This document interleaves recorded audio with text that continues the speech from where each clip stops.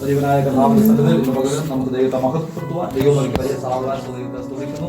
എല്ലാ പ്രിയപ്പെട്ടവരും സ്തുതിച്ചു പറയുന്ന കർത്താവ് നമ്മ എല്ലാവരും അനുഗ്രഹിക്കട്ടെ. കർത്താവിന്റെ നന്മകൾ അനുഭവിച്ച് ദൂരവും നടത്തുവാൻ ദൈവം വഴി നടത്തുന്നില്ല എന്ന് പകരം പരിശുദ്ധാത്മാവിന് ചെയ്യുവാൻ ചില കാര്യമുണ്ടാകുന്നത് കർത്താവിൽ വിശ്വസിച്ചുകൊണ്ട് ഏറ്റെടുത്താൽ നിശ്ചയമായും അത് അനുഭവമായി തീരും, അത്ഭുതകരമായി തീരും. ദൈവത്തിന്റെ ആത്മാവ് പലതും അവൻ നമ്മോട് പറഞ്ഞിട്ട് ചെയ്യുന്നതല്ല, പറയാതെ ചെയ്യുന്ന പല കാര്യങ്ങളുണ്ട്. ദൈവത്തെ വിശ്വസിക്കുക, ദൈവം ചെയ്യും നന്മയ്ക്കായി അല്ലെ കർത്താവ് ചെയ്യുന്ന കാര്യം. കഴിഞ്ഞ ആഴ്ച പറഞ്ഞിട്ടുണ്ട്, അതിനുള്ള വിധവയെ കാണാൻ കർത്താവ് വിധവയെ ആഗ്രഹിച്ചിട്ടൊന്നല്ല, അല്ലാതെ എന്നല്ലേ. അപ്പൊ അങ്ങനെയെങ്കിൽ ദൈവത്തിന്റെ ആത്മാവ് ചിലത് ചെയ്യുവാൻ ആഗ്രഹിക്കുന്ന ആരും പറഞ്ഞിട്ടല്ല. ദൈവത്തിന്റെ ആത്മാവിന് ദൈവത്തിന് നമ്മളെ സഹായിക്കാൻ ഇഷ്ടം തോന്നുന്നുണ്ട്. നമ്മ അവന്റെ മക്കളാകിയ ദൈവത്തിന് ചിലത് ചെയ്യുവാനുണ്ട്. അവൻ ആ ദൈവകരങ്ങളിൽ നമുക്ക് ശരണപ്പെട്ട് ആയിരിക്കാം. വായിച്ച സങ്കീർത്തനം അവൻ 65-ാം സങ്കീർത്തനമാണല്ലോ. 65-ാം സങ്കീർത്തനം 4-ാമത്തെ വാക്യം ഒരിക്കൽ കൂടെ വായിച്ച കഥാവിന് 1-ാമത്തെ വാക്യം ഒന്ന് വായിക്കാം. അത് കഴിഞ്ഞതിന് ശേഷം 4-ാമത്തെ വാക്യം, അതിന്റെ 11-ാമത്തെ വാക്യം വായിക്കാം. 1-ാമത്തെ വാക്യം വായിച്ചതാ. ദൈവമേ, സിയോനിൽ സ്തുതി നിനക്ക് യോഗ്യം, നിനക്ക് തന്നെ നേർച്ച കഴിക്കുന്നു. ദൈവമേ, സിയോനിൽ സ്തുതി നിനക്ക് യോഗ്യം. ഈ വാക്യം ഞാൻ കുറെ പ്രാവശ്യം ഈ സങ്കീർത്തനം വായിക്കുമ്പോൾ എല്ലാം വായിക്കുന്ന കാര്യമാണ്. ദൈവത്തിന് എന്തുവാ സ്തുതി? യോഗ്യമായ കാര്യമാണ്. കാരണം എന്തുവാ? ദൈവത്തിന് ഏറ്റവും യോഗ്യമായ കാര്യമാണ് സ്തുതി എന്ന് പറയുന്നത്. അതിന്റെ കാര്യം എന്തുവാ? മറ്റാർക്കും വിട്ടുകൊടുക്കാത്ത, ദൈവം വിട്ടുകൊടുക്കാത്ത ഒരേ ഒരു കാര്യം എന്തുവാ? സ്തുതി അല്ലെ. ദൈവം മറ്റാർക്കും വിട്ടുകൊടുക്കില്ല. കാരണം ദൈവ പുകഴ്ച എന്തോ ദൈവത്തിന് അവകാശപ്പെട്ടതാണ്. മറ്റൊന്നും ദൈവം ആഗ്രഹിക്കാറില്ല. ദൈവം ചോദിക്കുന്ന ഒരു കാര്യം ഞാൻ അതല്ലാണ്ട് വേറൊന്നും പറയുന്നില്ല. അതുകൊണ്ട് പിശാചിന് നല്ലവണ്ണം അറിയുന്നത് നമ്മൾ സ്തുതിക്കാതിരിക്കുക, നമ്മൾ ദൈവത്തെ മഹത്വപ്പെടുത്താതിരിക്കുക. നമ്മൾ ദൈവത്തെ മഹത്വപ്പെടുത്താതിരിക്കും തോറും പിശാച് വീണ്ടും വീണ്ടും തന്റെ പദ്ധതികൾ ഇങ്ങനെ ഒരുക്കിക്കൊണ്ടിരിക്കും അല്ലെ. ദൈവത്തെ മഹത്വപ്പെടുത്തുക എന്നുള്ളതാണ് ദൈവത്തിന്റെ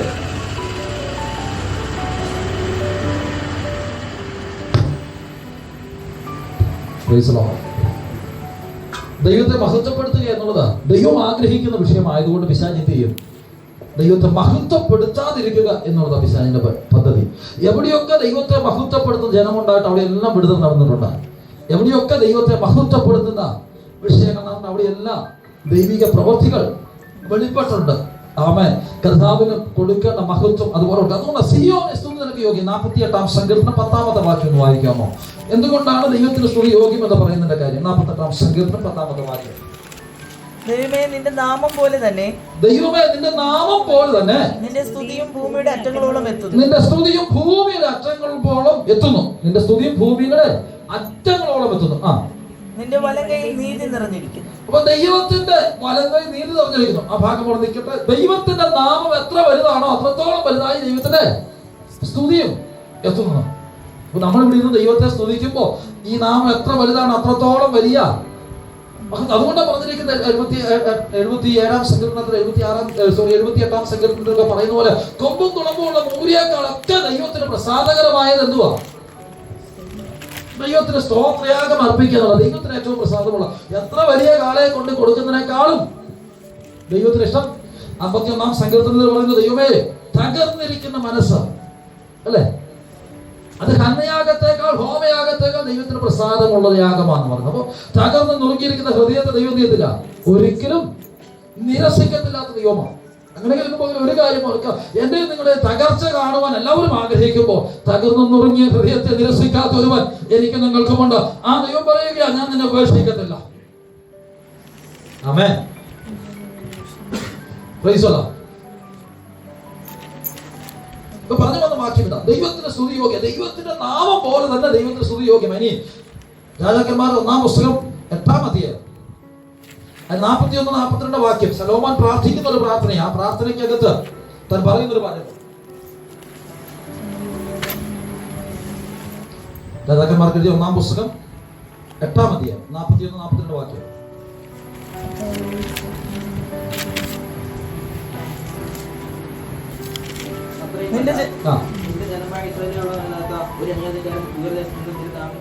അപ്പൊ നോക്കിയ ദൈവത്തിന്റെ നാമത്തെ കുറിച്ച് കേൾക്ക്. ശലോമോൻ പ്രാർത്ഥിക്കുന്ന പ്രാർത്ഥന എന്തുവാ? ദൈവമേ, അത്രയുമല്ല, നിന്റെ നാമത്തെ കുറിച്ച് കേൾക്കുന്ന ഒരു അന്യജാതിക്കാരൻ എന്റെ ദൂരദേശത്ത് കേൾക്കും. അടുത്ത പദം ശ്രദ്ധിക്കണമേ, അത് വായിക്കാൻ വേണ്ടി പറഞ്ഞതാ.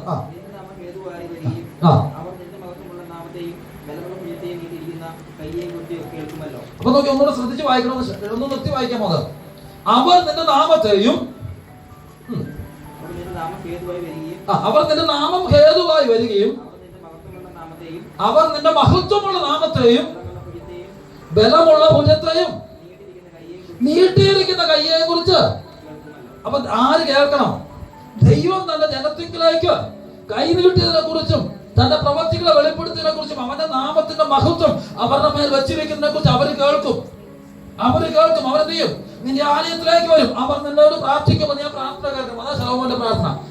പക്ഷെ ദാവീദ് ആഗ്രഹിച്ചെന്തുവാ? ഈ ആലയം സർവ്വദേശങ്ങൾക്ക് കീർത്തി ശോഭയുള്ളതായിരിക്കണം എന്ന് പറഞ്ഞാൽ സകല ആളുകളും കേൾക്കും ഈ ആലയത്തെ കുറിച്ച്. അപ്പൊ എന്ത് ചെയ്യും? ഇവിടെ ദൈവത്തിന് മഹത്വമുണ്ടോ? അപ്പൊ ശെബാരാജ്ഞി വന്നു, ശലോമോൻ പണിത ആലയം കാണുവാനൊക്കെ വന്നിട്ട് അവൾ പറഞ്ഞ കാര്യം ഞാൻ എന്റെ ദേശത്ത് വെച്ച് കേട്ടതിനേക്കാളും വലിയ കാര്യം അവിടെ നടന്നുകൊണ്ടിരിക്കുന്നുണ്ടാ. നോക്കിയ കേൾവിയേക്കാൾ ഭയങ്കരമായ കാര്യമാ. ആർക്ക് വേണ്ടി ചെയ്തതാ? ശലോമോന് വേണ്ടി, ആ ഇസ്രായേൽ ജനത്തിന് വേണ്ടി ദൈവം ചെയ്ത വിഷയം. അങ്ങനെയെങ്കിൽ നമുക്ക് ഒരു കാര്യം ഓർക്കുക, ദൈവത്തിന്റെ സ്തുതി യോഗ്യമെന്ന് പറയുവാൻ കാര്യം അവന്റെ നാമത്തിന്റെ മഹത്വം സകല ജാതികളും അറിയുവാൻ വേണ്ടിയാ. അവന്റെ നാമത്തിന്റെ മഹത്വം സകലരും അറിയുവാൻ വേണ്ടിയാ. ആമേൻ. യഹോവേ, നിന്റെ നാമം പോലെ തന്നെ നിന്റെ സ്തുതിയും സകല ജനത്തിലേക്ക് എത്തുകയാ. അങ്ങനെയെങ്കിൽ ഇന്ന് പകൽ ഒരു കാര്യമൊക്കെ ഞാൻ നിങ്ങൾ ദൈവത്തെ മഹത്വപ്പെടുത്താതിരിക്കുമ്പോ ആമൻ നടക്കുന്ന വിഷയം എന്തുവാ? ദൈവത്തിന്റെ നാമത്തെ നാം കുറച്ചു കാണിക്കുകയാ, അല്ലെ? അതുകൊണ്ടാ പറഞ്ഞത് അവന്റെ നാമത്തിന് തക്ക മഹത്വം. അവന്റെ നാമം എത്ര വലുതാണോ അത്രത്തോളം വലിയ മഹത്വം നാം അർപ്പിക്കണം. അവന്റെ നാമം എത്രത്തോളം വലുതാണോ അത്രത്തോളം വലുതായി നാം അർപ്പിക്കണം. Praise the lord. ഇലക്ഷനൊക്കെ വരികയല്ല, ഓരോ പാർട്ടികളും അവരുടേതായ അണികൾ അല്ലെ നേതാക്കന്മാരെ വിളിച്ചുകൊണ്ട് വരുന്ന ഓരോ പുകഴ്ചയുടെ വാക്കുകളൊക്കെ കേട്ട് ശരിക്കും പറഞ്ഞാൽ അവർ തിരിഞ്ഞു നോക്കിയില്ലേലും പറയുന്ന വാക്കുകൾ എത്രയോ വലിയ നല്ല വാക്കുകൾ, അല്ലെ? അങ്ങനെയെങ്കിൽ ഒരു കാര്യം ഓർക്കുക, അവൻ എല്ലാവരും തിരിഞ്ഞു നോക്കാതെ പോയപ്പോൾ പുറംപുറമ്പിൽ എറിയപ്പെട്ടിരിക്കുന്ന എന്നെ നിങ്ങൾ തിരിഞ്ഞു നോക്കി അവന്റെ മാറോടനച്ച് അവന്റെ മക്കളാക്കി തീർത്ത ദൈവസ്നേഹമോർത്ത ഇന്ന് പകരം ദൈവത്തെ മഹത്വപ്പെടുത്താതിരിക്കുന്നില്ല. കാരണം എന്റെ ദൈവം എത്ര വിശ്വസ്തനാ. ഒരു കണ്ണിനും ദൈവം തോന്നാതെ അടയ്ക്കപ്പെട്ടിരുന്ന മുറിക്കകത്ത് ഇരുന്നുകൊണ്ട് നിലവിളിച്ച സമയം ആരും കാണാതെ എന്റെ ജീവിതത്തിനകത്ത് ഒരു നന്മ വെളിപ്പെടുത്തുമെന്ന് പറഞ്ഞു കഴിഞ്ഞുകൊണ്ടിരുന്ന സമയം എന്നെ നിങ്ങളെ വിളിച്ച് മാറോട് അടച്ച് മറുപടികൾ തന്ന് നമ്മെ വഴി നടത്തിയ ദൈവം എത്ര വിശ്വസനാ.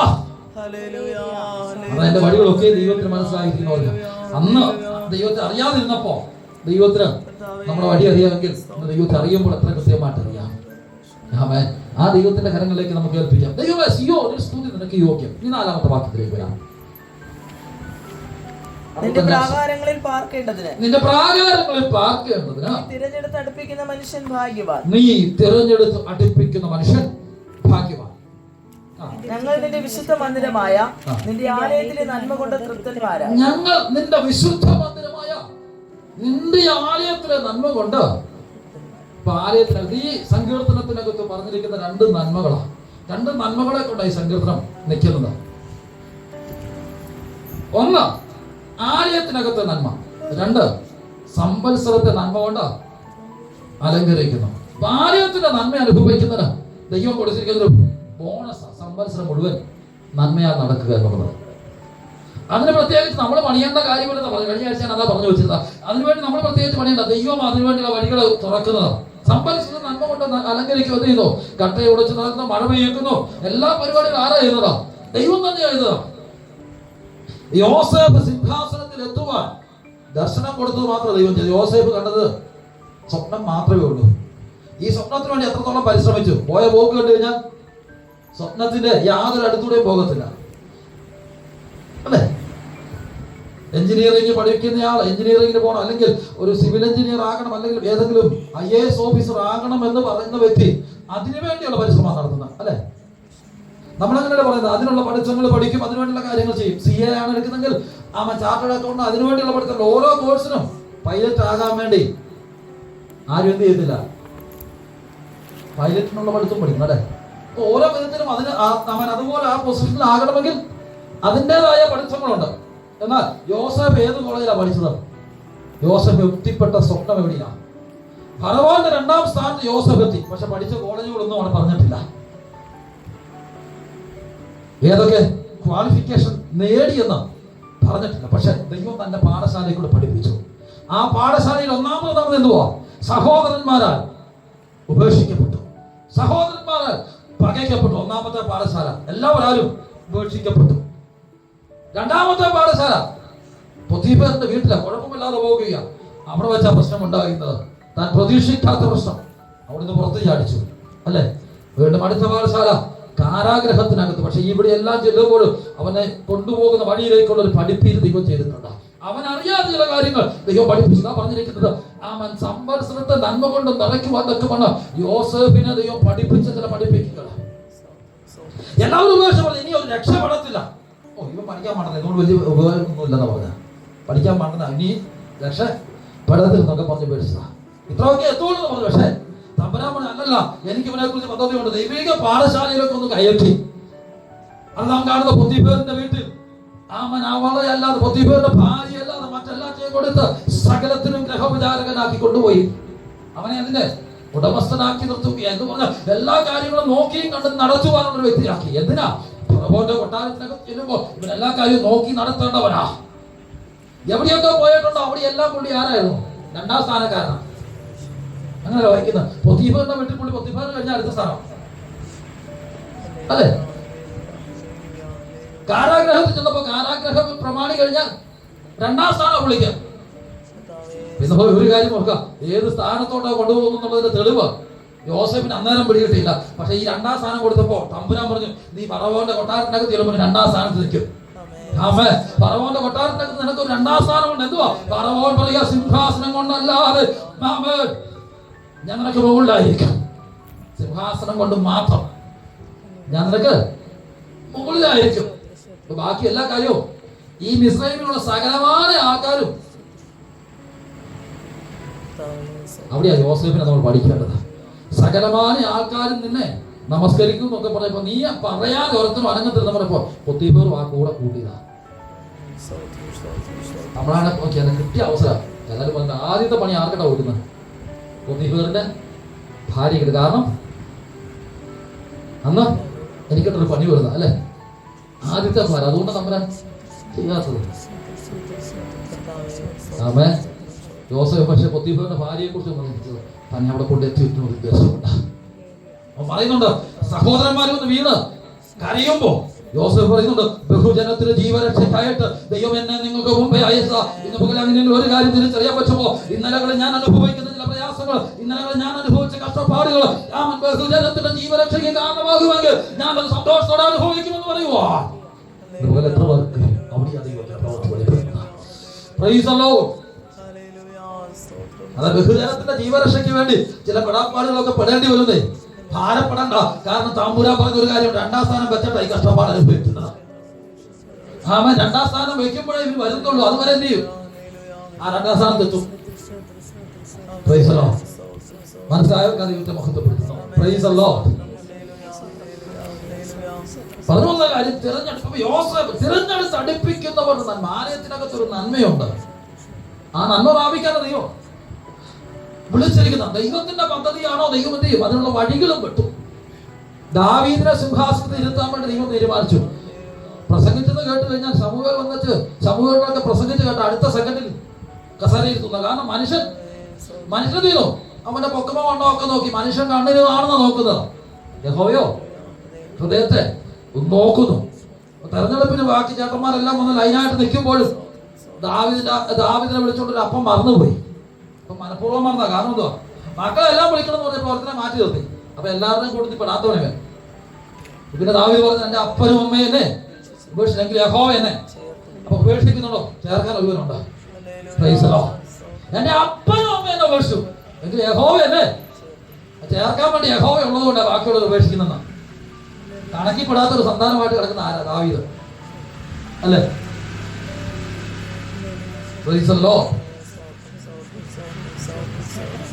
നമ്മുടെ വീട്ടിലാണെങ്കിൽ ഒരു വലിയ ഫംഗ്ഷൻ നടക്കുമ്പോ,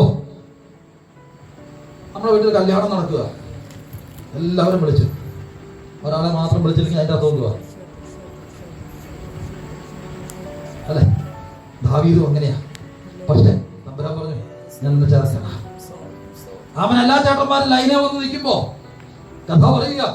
ശമൂവേൽ ചേട്ടൻ ആ ഒരു അനുഭവം നോക്കും. ശമൂവേൽ പ്രവാചകൻ വലിയ നിങ്ങൾ വെച്ചാൽ അഭിഷേകത്തിന് തൈലക്കൊമ്പൊക്കെ പിടിച്ചാൽ ചേട്ടനെ കാണുമ്പോ ഇവനാണെന്ന് പറഞ്ഞാൽ അഭിഷേകം തരുമ്പോ എനിക്ക് ഞാൻ പറയാം.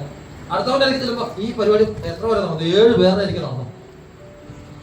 അത് അവസാനം പെട്ടുപോയി പുള്ളി. പിന്നെ നമ്മളാണ് പറഞ്ഞാൽ എന്തുവാ ഊതങ്ങ് ഒക്കുന്നില്ല. കാരണം എന്തുവാ അത്രയ്ക്ക് അങ്ങ് പോരാ. എന്തോ ഒരു കൃപ കുറവുണ്ട് അല്ലെ? പക്ഷെ തമ്പുരാൻ പറഞ്ഞത് അപ്പാടെ വിശ്വസിച്ച് സമൂഹം ചോദിക്കുന്ന ചോദ്യം പൊട്ടനെ പോലെ ചോദിക്കുന്നത്, പറഞ്ഞ വാക്കെന്തുവാ? നിന്റെ മക്കളെയും വിളിക്കണമെന്നാ പറഞ്ഞത്. നമ്മളാണ് വിശ്വസിച്ചാൽ എന്തുവാ? മക്കളെ എല്ലാം വിളിക്കാൻ വേണ്ടി പറഞ്ഞതുകൊണ്ട് ആർക്ക് തരുന്നില്ല. നമുക്ക് തെറ്റിയാൽ ഈശായിക്ക് തെറ്റുമോ? നമുക്ക് തെറ്റിയാൽ ഈശായിക്ക് തെറ്റുമോ? കാരണം 8 ഉണ്ടോ നമ്മൾ തീർച്ചയായിട്ടും അറിയാം, അല്ലേ? എന്തുകൊണ്ട് സമൂഹത്തിന് തെറ്റിയാലും ഈശായിക്ക് തെറ്റുന്നില്ല. കാരണം 8 പേരെന്ന് പറയും. ഇനി അഥവാ തെറ്റിയാലും ഭാര്യ പറയും, അതെ ഓർത്തിനോട് അവനെ വിളിക്കണമെന്ന് പറയും. പിന്നെ ചേട്ടന്മാരാരും പറയും, അതെ അവനെ വിളിക്കണം. കാരണം എന്തുവാ? മക്കളെ എല്ലാം വിളിക്കാനല്ല പറഞ്ഞത്.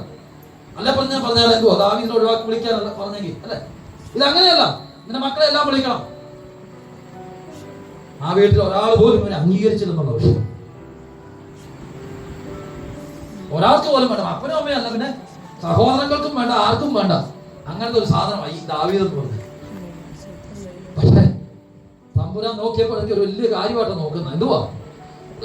ആ തൈലക്കൊമ്പ് കൊണ്ടാകുമ്പോ ഏഴാമനെയും കഴിഞ്ഞപ്പോ നീ എന്റെ ദർശനത്തിന് പ്രശ്നം പറ്റിയതായിരുന്നു. അങ്ങനെയല്ല സമൂഹം പറയുന്നത്. ഇനി നിന്റെ മക്കളിൽ ആരെങ്കിലും ഉണ്ടോ? അപ്പൊ അവർ പറയുന്നു ഇനി ഒരുത്തനുണ്ടോ? അവിടെ എവിടെയാ? ആരെയും വയ്ക്കാൻ കിടക്കില്ല, വിളിക്കും ഉടനെ. ബാക്കി എല്ലാരും വരുമ്പോ ദൂരത്തിന് കണ്ടപ്പോഴേ തമ്പുരാൻ പറഞ്ഞു നിക്കേ. പക്ഷെ അവൻ അവിടുന്ന് വരുന്നത് കണ്ടപ്പോൾ പറഞ്ഞു ഇവനാ ഞാൻ തെരഞ്ഞെടുത്തവൻ എന്ന് പറഞ്ഞാൽ അങ്ങനെ ഒരു കാര്യം ഓർക്കണം. അവിടെ നിന്ന് ആത്മാവിലെ ചിന്ത പറയട്ടെ, ആ ലോകത്തിലുള്ള ആളുകൾ സകലവും നോക്കി തെരഞ്ഞെടുക്കുമ്പോ ദൂരത്ത് കാണുമ്പോൾ ദൈവത്തിന്റെ അഭിഷേകമുള്ളവനെ തിരിച്ചറിയുക, ദൈവം അടയാളം വെക്കുമെന്ന് തിരുവചനം വ്യക്തമായി പറയുന്നതാ.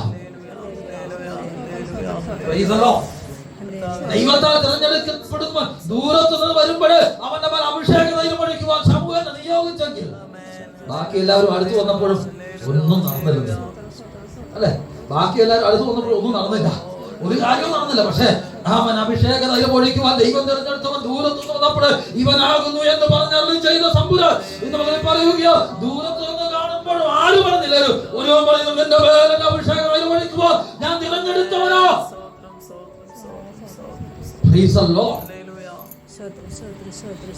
ബാക്കി അപ്പനും മനസ്സിലായില്ല, അമ്മയ്ക്കും മനസ്സിലായില്ല, സഹോദരന്മാർക്കും മനസ്സിലായില്ല. പക്ഷെ തമ്പുരാന് മനസ്സിലായി ഇവൻ എനിക്ക് ഉപയോഗമുള്ളവനാണ്. അതിന്റെ കാര്യം വേറൊന്നുമല്ല, അവനെ വിളിച്ചിറക്കപ്പെടാറില്ല. ആടുകളെ മേയ്ക്കുന്നിടത്ത് തന്നെ അവൻ പരമാർത്ഥ ഹൃദയത്തോടെ നടന്ന ഏൽപ്പിച്ചെടുത്ത് വിശ്വസ്തോടെ തമ്പുരാൻ വിശ്വസ്തതയുള്ള മാർഗത്തിലേക്ക് അയച്ചു നിർത്തുമ്പോൾ സത്യമായ കാര്യമാണ്.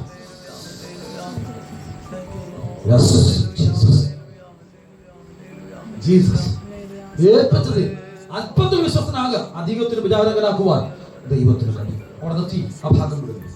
ആലയത്തിനകത്ത് നന്മ കാണുവാനാണ് ദൈവം നമ്മെ വിളിച്ചിരിക്കുന്നത്. ഈ ആലയത്തിനകത്ത് നന്മയിൽ കൂടെ തന്നെയാണ് സഞ്ചരിക്കുന്നത്. വായിക്കാം യിരെമ്യാ പ്രവചനം 31-ാം അധ്യായം 3-ാമത്തെ വാക്യം. യിരെമ്യാ പ്രവചനം 31-ാം അധ്യായം.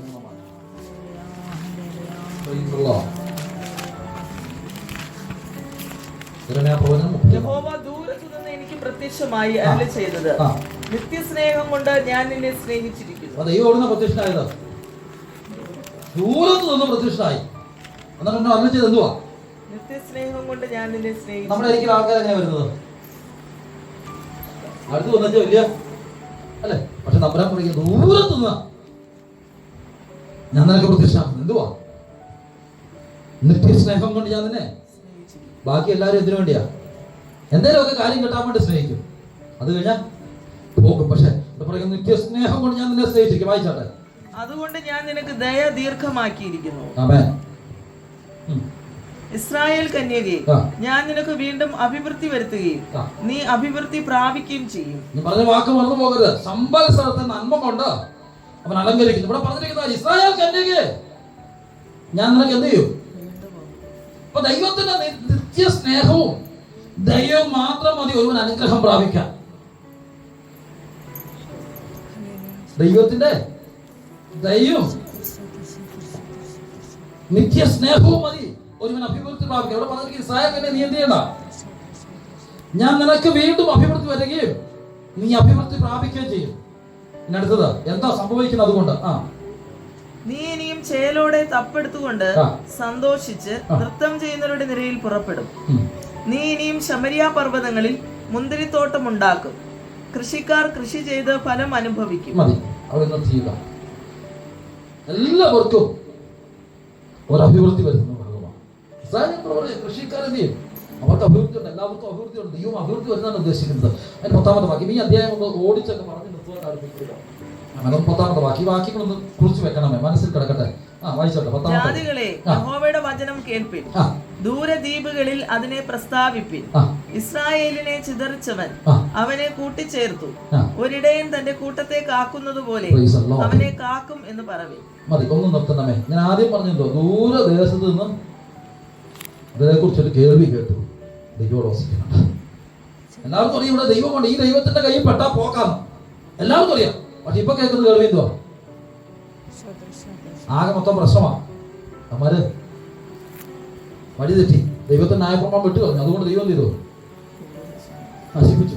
ഇനി അവർക്ക് രക്ഷയില്ല, ഇനി അവരെന്ത് ചെയ്തില്ല, വളരത്തില്ല. ഇനി അവരെ ഇങ്ങനെ തന്നെ കിടക്കുകയുള്ളൂ. ഇനി വലിയ മുമ്പോട്ടൊരു പുരോഗതിയും കാണത്തില്ല, ഇതുപോലൊക്കെ തന്നെ കിടക്കുള്ളൂ. ഇനി മുകളിലോട്ടൊന്നും വലിയ കാര്യമില്ല. കാരണം എന്തുവാ? ദൈവം അവരെ സൃഷ്ടിച്ചു. ദൈവം അവരെ ഉപേക്ഷിക്കുന്ന ഒരു കാര്യം നടക്കത്തില്ല. അവിടെ നിന്നുകൊണ്ട് ദൈവം ജാതികളോട് പറയുന്നത്, ദേശത്തോട് പറയുന്ന വാക്ക് അത് വായിച്ചതാ. ഒരു ഇടയൻ തന്നെ ആട്ടിൻകൂട്ടത്തെ കൊണ്ടുവരുന്ന പോലെ ഞാൻ ഇങ്ങോട്ട് കൊണ്ടുവരാൻ പോകുക അവരെ. Price the Lord. വായിച്ച്, ജാതികളെ യഹോവയുടെ വചനം കേൾപ്പിൻ, ദൂരദ്വീപുകളിൽ അതിനെ പ്രസ്താവിപ്പിൻ എന്ന് പറഞ്ഞാൽ ഇത് എവിടം വരെ കേട്ടോ അവിടം വരെ ഇതിനെ കുറിച്ച് പ്രസ്താവിക്കണം. എന്തുവാ? ദൈവം ചെയ്യാൻ പോകുന്ന പ്രവൃത്തിയെ കുറിച്ച്. എന്തുവാണ് പറഞ്ഞിരിക്കുന്നത്? നോക്കി, ഇസ്രായേലിനെ ചിതറിച്ചവൻ എന്ന് പറഞ്ഞാൽ ഇന്നലെ കളി ചിതറിച്ചു കളയത്തക്ക വിധത്തിൽ തെറ്റുകളും കുറ്റങ്ങളും ഒക്കെ വന്നപ്പോൾ ദൈവം ഉപേക്ഷിച്ചത് സത്യമാ. പക്ഷെ ചിതറിച്ചു കളഞ്ഞവൻ പറയുക, ഞാൻ അവരെ കൂട്ടിച്ചേർക്കാൻ പോകുകയാ.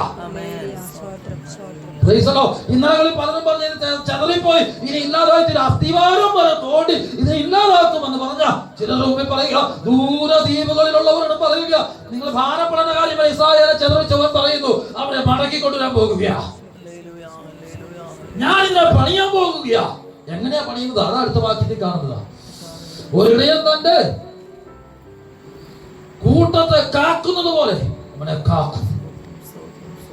നമ്മളാ സങ്കീർത്തനമൊക്കെ വായിക്കുന്നത്, അവൻ അതിന്റെ വേലി പൊളിച്ചു കളഞ്ഞു. അതുകൊണ്ടാ കാട്ടുപന്നിയൊക്കെ കയറി മാന്തിയതാ. ദൈവത്തിന് സഹിക്കാൻ പറ്റാതെ വന്നപ്പോ ദൈവം പൊളിച്ചു കളഞ്ഞു. അതുകൊണ്ട് കയറി മാന്തിയപ്പോ അല്പമായി ഞാൻ കോപിച്ചിരിക്കും, അധികമായിട്ട് നിങ്ങൾ അവരെ നശിപ്പിച്ചെന്നൊക്കെ ദൈവം പറഞ്ഞു. അത്രത്തോളം വലിയ പ്രശ്നമായി.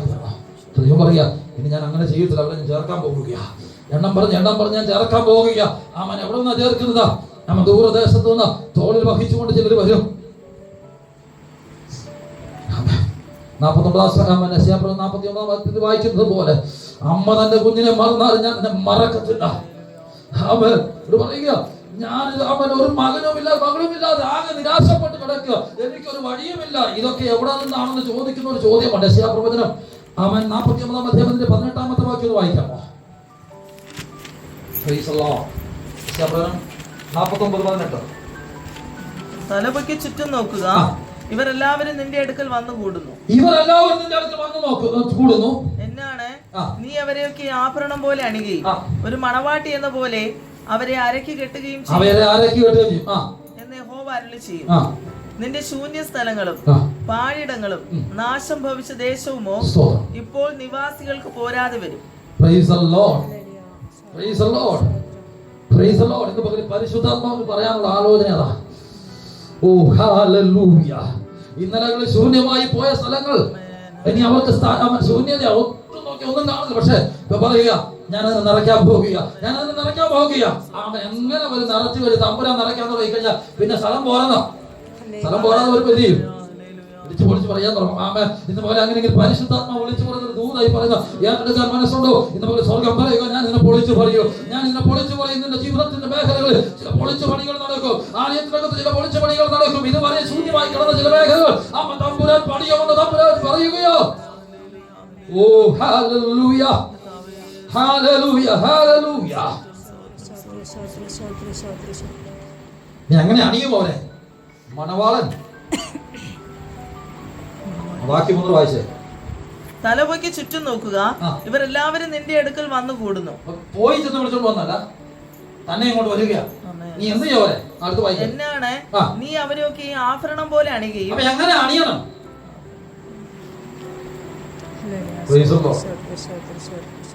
ആഭരണം അണിയുന്നത് എങ്ങനെയാ? എങ്ങനെയാണ് ആഭരണം നമ്മൾ പോയി മേടിക്കുന്നത്? ഹലോ, വിശ്വാസി വരുന്നതിന് മുമ്പ് നമ്മൾ ജീവിച്ച മേഖലകളിലൊക്കെ അറിയാലോ. അങ്ങനെ ഒരു വ്യക്തി ഞാൻ മാത്രമേ ഉള്ളൂ. ബാക്കി എല്ലാവരും ആഭരണമൊക്കെ മേടിച്ചിട്ടുള്ളവർ. എങ്ങനെയുള്ള ആഭരണം മേടിക്കുന്നത്? നല്ല കടയിൽ അല്ലേ? പരസ്യം പറഞ്ഞത് KP ചാക്കോ ആൻഡ് സൺസ് അല്ലേ, അല്ല വർക്കി ആൻഡ് സൺസ് എന്നൊക്കെ പറയുന്ന പോലെ, അല്ലെങ്കിൽ എല്ലാം എന്തോ ജോസ്കോയോ എന്നൊക്കെ പറയുന്ന പോലുള്ള നമ്മളിങ്ങനെ പരസ്യം നോക്കിയിരിക്കുമല്ലോ. പരസ്യം നോക്കിയിട്ട് അതിനകത്ത് ഓരോ കടകളിൽ ചെന്ന് എന്ത് ചെയ്യും, അലുമാരിക്കകത്ത് നല്ല രസമായിരിക്കുന്നതാണല്ലേ. എന്നിട്ട് അവിടെ ചെന്ന് പോയി ദേ നമ്മൾ അടുത്ത് കൊണ്ടുവന്ന് നോക്കുമ്പോൾ എന്തൊക്കെ നല്ല അപ്പുറത്ത് അതൊക്കെ നോക്കി അല്ലേ. നമ്മുടെ കയ്യിലോ കാശുണ്ടെങ്കിൽ ഏറ്റവും നല്ലത് നോക്കി നമ്മൾ മേടിച്ചാൽ കൊണ്ടുവരും. എന്തിനാ? അണിയാൻ. ഹലോ, എന്നാൽ തട്ടാൻ പണിയുന്നിടത്ത് നമ്മൾ ചെന്നിട്ടുണ്ട്. അവിടെ ചില സാധനങ്ങളൊക്കെ കിടപ്പുണ്ട്. എന്നാക്കി അന്നേരം ഞാൻ ഇട്ടോളാന്ന് പറഞ്ഞ് മേടിച്ചോണ്ട് വന്നോ. അപ്പൊ കുറവ് തീർന്നതാ. അലമാരിക്കകത്ത് ഷോക്കേസ് ഇരിക്കുന്ന അതാ ഇവിടെ പറഞ്ഞിരിക്കുന്ന അർത്ഥം. വീട്ടിയോ നീ അതിന് ആഭരണം പോലെ അണിയുമെന്ന് പറഞ്ഞിരിക്കുന്ന അർത്ഥം എന്തുവാ? ഏറ്റവും ഭംഗിയുള്ളത്, ആളുകൾ കണ്ടാൽ ഭംഗിയോടെ നിർത്തുന്ന, അവരുടെ ഹൃദയത്തിനകം സന്തോഷം തോന്നുന്ന ചെറുതിന് അണിയുവാൻ, ആഭരണം പോലെ അണിയുവാൻ തമ്പുരാൻ തരുമെന്ന് പറഞ്ഞത്. Praise the Lord, praise the Lord, praise the Lord. ആഭരണം പോലെ അണിയും. അടുത്തത് ഒരു മണവാട്ടി എന്ന പോലെ അവരെ അരക്കി കെട്ടുകയും ചെയ്യും. മണവാട്ടി എന്ന പോലെ അരക്കി കെട്ടുകയും ചെയ്യും. അതൊക്കെ വിശേഷപ്പെട്ട ആമൻ അനുഭവം എന്ന് പറഞ്ഞാൽ മണവാട്ടി എങ്ങോട്ടാ? മണവാളന് വേണ്ടി ഒരുക്കപ്പെട്ട പോകുന്നു. അവിടെ പോകുമ്പോൾ ഏറ്റവും ഭംഗിയുള്ളതാണ്. ഇതുപോലെ ശ്രേഷ്ഠതയുള്ള ചിലതിനെ ദൈവം അകത്ത് ഏറ്റുമെന്ന പരിശുദ്ധാത്മാവ് പറയുന്നത്. നമുക്ക് അങ്ങനെയെങ്കിലും ദൈവത്തെ വിശ്വസിക്കാൻ പറ്റുമോ? ദൈവത്തിന്റെ പ്രവൃത്തിക്ക് വേണ്ടി. ആമൻ. ആ വാക്യം വായിച്ചു നിർത്തിയാണ്. നിന്റെ ശൂന്യ സ്ഥലങ്ങളും പാഴിടങ്ങളും നാശം ഭവിച്ച ദേശവുമോ.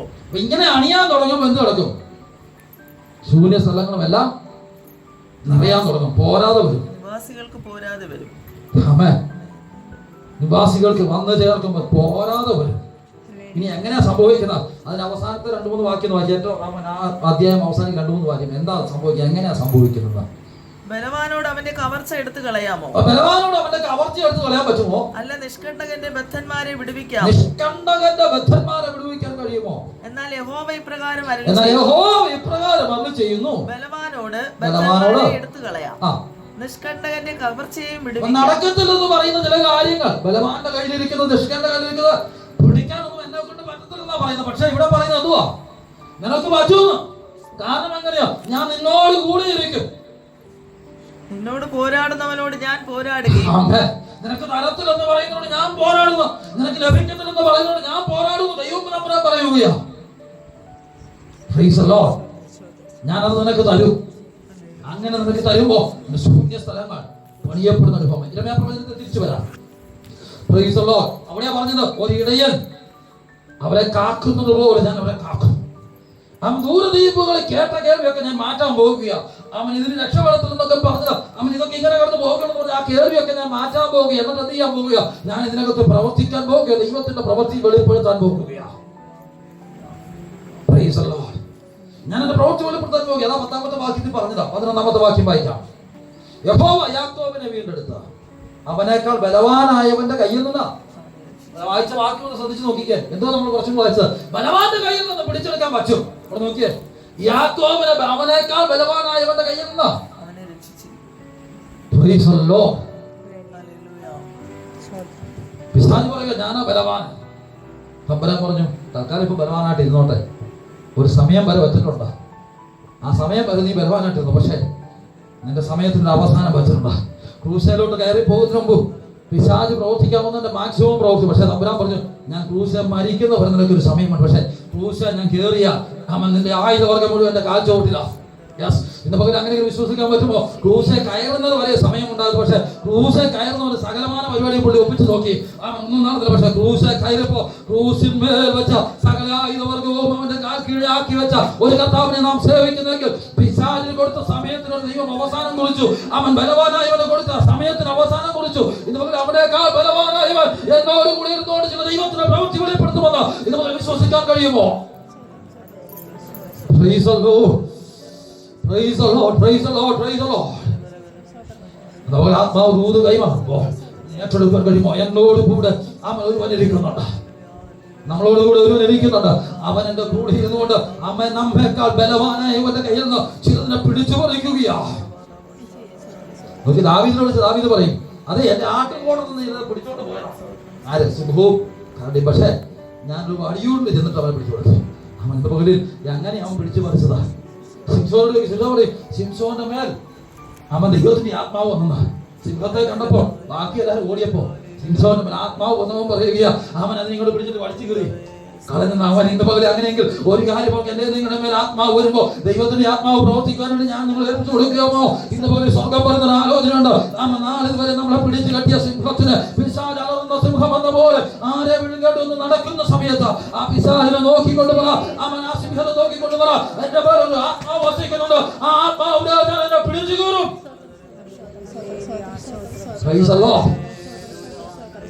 യഹോവയുടെ ആത്മാവിന്റെ മേൽ വന്നു, അവൻ എന്നെ വലിച്ചു കയറി. ദാവീദിനോട് പ്രതാപി, എന്റെ മേൽ ആത്മാവ് വന്നു, ഞാൻ എന്നെ പിടിച്ചു കയറി. ഓ ഹല്ലേലൂയ. നടക്കത്തില്ലാത്ത നടക്കണമോ? ഒറ്റ കാര്യം മതി, ദൈവത്തിന്റെ ആത്മാവ് വസിക്കാൻ തുടങ്ങിയാൽ മതി. ദൈവത്തിന്റെ ആത്മാവ് എന്റെ മേൽ ആവസിക്കാൻ തുടങ്ങിയാൽ മതി. നടക്കത്തില്ലാത്ത ചില നടക്കുമെന്ന തിരുവചനം പറയുന്നതാണ്. Price the Lord, price the Lord, price the Lord. 31-ാം സങ്കീർത്തനം 12-ാമത്തെ വാക്യം. അവർ വന്ന് സിയോൻ മുകളിൽ കയറി ഘോഷിച്ചുല്ലസിക്കും. ധാന്യം, വീഞ്ഞ്, എണ്ണ, കുഞ്ഞാടുകൾ, കാളക്കുട്ടി. ബലവാന്റെ കയ്യിൽ നിന്ന് പിടിച്ചെടുത്ത ആളുകൾ എന്തു പറയും?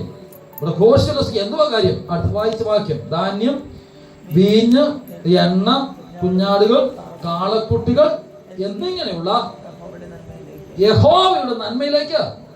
അപ്പൊ ദൈവത്തിന്റെ നന്മ എന്തൊക്കെയാ? എന്തൊക്കെ കാര്യമുണ്ട്? അതിനകത്തെല്ലാം ഉണ്ട്. Praise the lord. ആത്മീകമായും ഭൗമികമായും ശാരീരികമായും മാനസികമായുള്ള എല്ലാവിധ അനുഗ്രഹങ്ങളും അല്ലേ? ധാന്യം, വീഞ്ഞ്, എണ്ണ,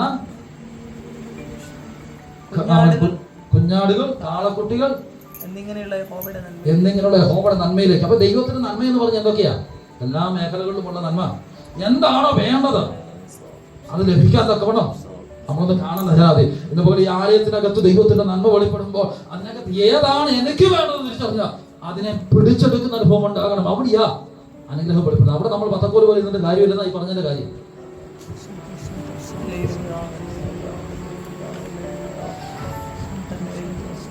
Praise the Lord.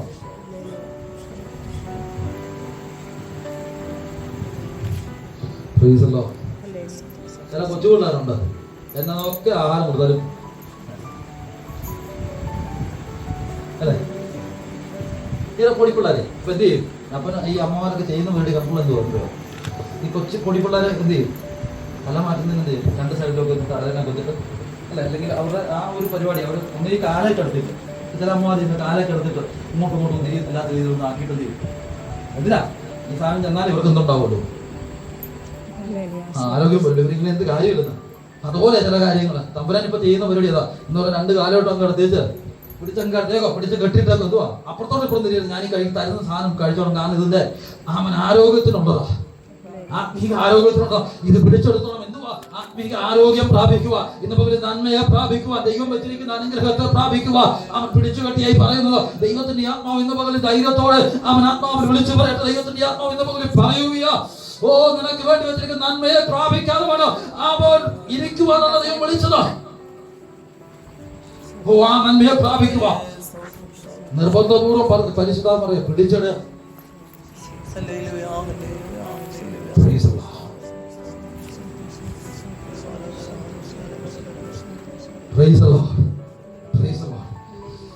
എന്നിങ്ങനെയുള്ള നന്മയിലേക്ക് ഓടി വരും. അവരുടെ പ്രാണൻ നനഞ്ഞിരിക്കുന്ന തോട്ടം പോലെ.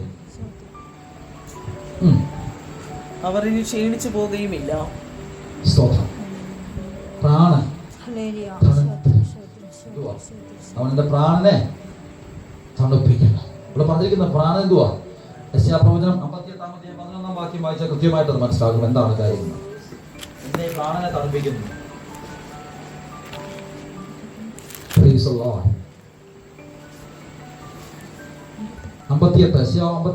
നിന്നെ എല്ലായ്പ്പോഴും നടത്തുകയും വരണ്ട നിലത്തിലും നിന്റെ വിശപ്പടക്കി നിന്റെ അസ്ഥികളെ ബലപ്പെടുത്തുകയും ചെയ്യും. നീ നനവുള്ള തോട്ടം പോലെയും. യഹോവ നിന്നെ നടത്തുകയും നീ വരണ്ട നിലത്തും നിന്റെ വിശപ്പടക്കി നിന്റെ അസ്ഥികളെ ബലപ്പെടുത്തുകയും ചെയ്യും. അപ്പൊ ഈ വരണ്ട നിലം കണ്ടാലും പേടിക്കേണ്ട കാര്യമില്ല. എന്തുവാ? നിന്റെ വിശപ്പടക്കുവാൻ ദൈവം നിന്നെ നടത്തുന്നതാണ്. മരുഭൂമിയിൽ കൂടെ നടന്നപ്പോൾ ഇസ്രായേലിന് വിശക്കാതെ അവൻ നടത്തുവാൻ ദൈവത്തിന് കഴിയുമെങ്കിൽ എന്ന പോലെ എന്നെയും നിങ്ങളെ നടത്തുവാൻ ദൈവത്തിന് കഴിയും. അടുത്ത് ശ്രദ്ധിച്ച് നോക്കിക്കേ, നീ എന്ത് ചെയ്യോ? നനവുള്ള തോട്ടം പോലെ, വെള്ളം വറ്റിപ്പോകാത്ത നീരുറവ് പോലെയുമാകും. വെള്ളം വറ്റിപ്പോകാത്ത നീരുറവ് പോലെയുമാകും.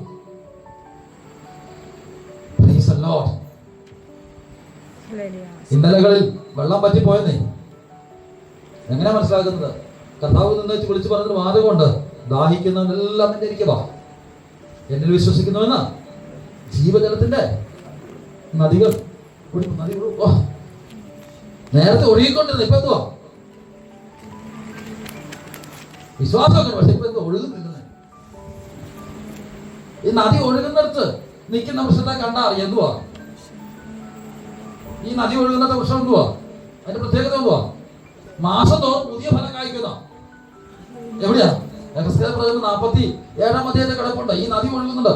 അവൻ ഈ നദി പോകുന്ന വഴിക്ക് ചലിക്കുന്ന എല്ലാം എന്ത് ചെയ്യും? ക്ഷണമുണ്ടാക്കി. നമ്മൾ പറഞ്ഞു, ചലിക്കുന്ന എല്ലാ പ്രാണികളും ഇന്ന് ചലനമുണ്ടാക്കി ജീവൻ പ്രാപിക്കാൻ. ചലിക്കുന്ന എല്ലാ പ്രാണികളും ഇന്ന് ചലനമുണ്ടാക്കി ജീവൻ പ്രാപിക്കാൻ. ചൈതന്യം നൽകണം, നവജീവൻ വേണം.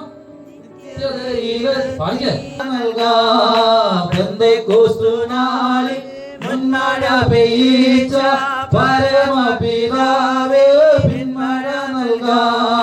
മുട്ടോളമല്ല ആരെയോളം പോരാ, വലിയൊരു ജീവനദി ഒഴുകാൻ. മുട്ടോളമല്ല ആരെയോളം പോരാ, വലിയൊരു ജീവനദി ഒഴുകാൻ.